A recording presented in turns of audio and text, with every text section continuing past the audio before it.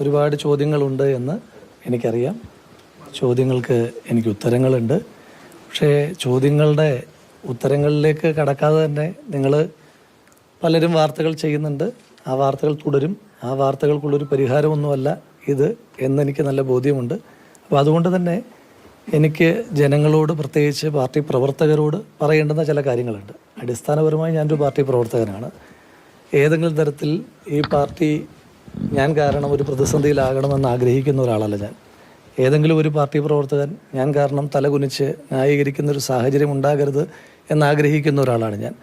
കാരണം ഈ പാർട്ടിക്ക് വേണ്ടിയിട്ട് എല്ലായ്പ്പോഴും ഇപ്പോൾ സ്വാഭാവികമായിട്ടും നിങ്ങൾക്കറിയാമല്ലോ, ഈ ഇത്രയേറെ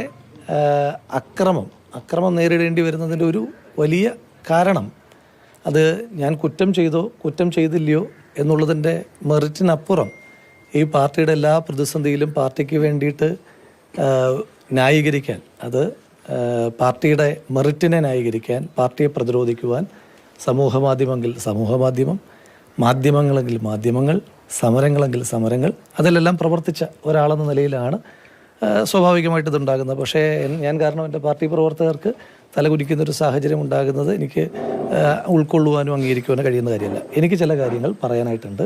നിങ്ങൾക്ക് ഒരുപാട് ചോദ്യങ്ങളുണ്ടെന്നറിയാം, പക്ഷേ എനിക്ക് ചില കാര്യങ്ങൾ പറയാനായിട്ടുണ്ട്.